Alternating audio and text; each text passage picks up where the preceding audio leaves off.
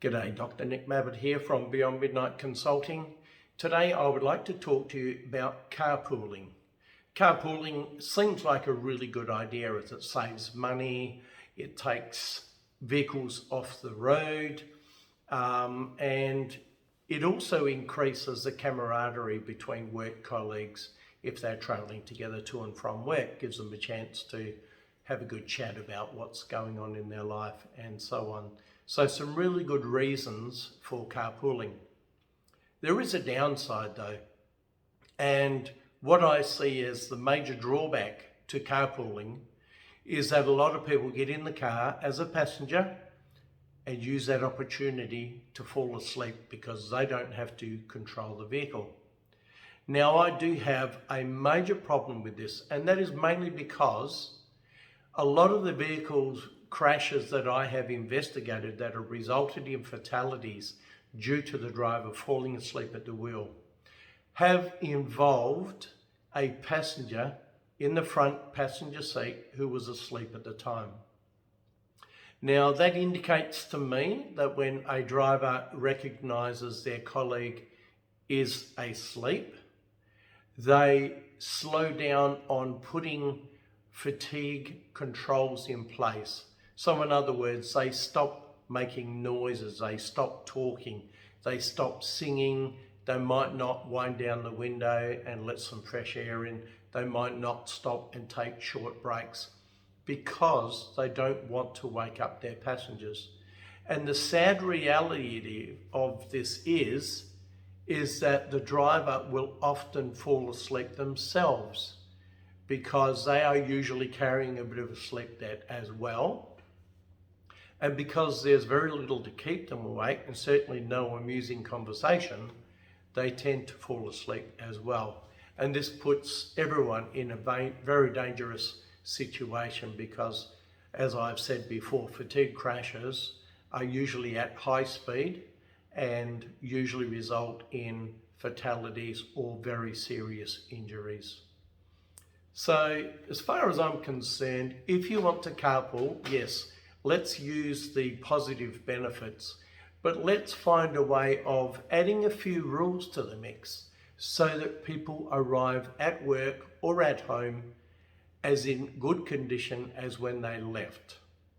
So my first rule would be, if you want to be a passenger and sleep in that vehicle, make sure that the position you take in the vehicle is behind the driver where the driver cannot visibly see that you're asleep.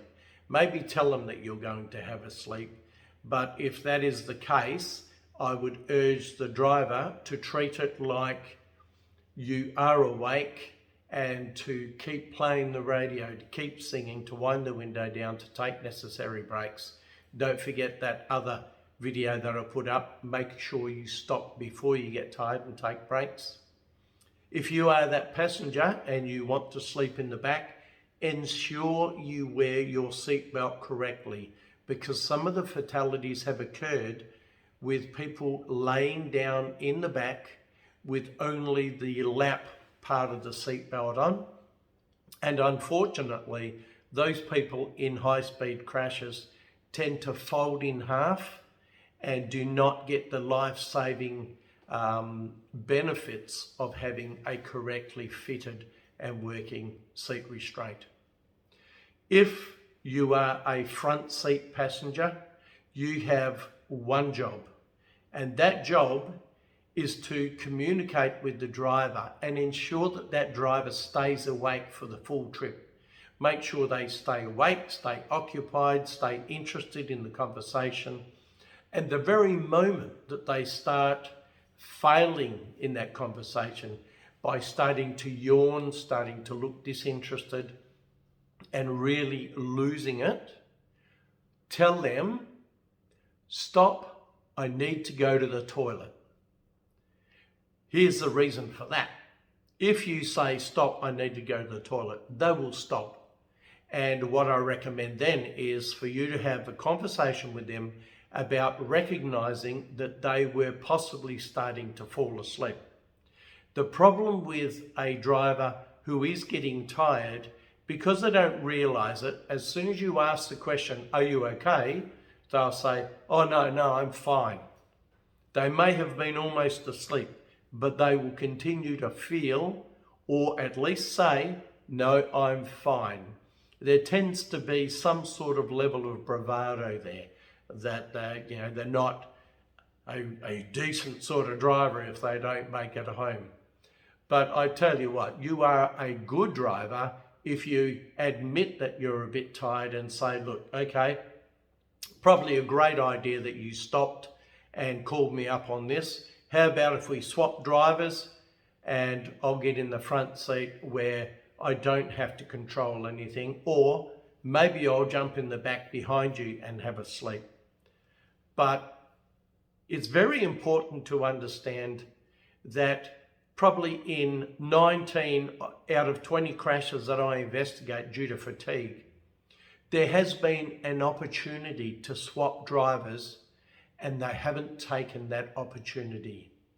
Please, let's really get smart about this. Carpooling has some great benefits. Let's not let it end in fatalities. Let's use it properly. There's some pretty good tips in this little piece. I'll look forward to talking to you again soon about some other interesting stuff. You have a great week.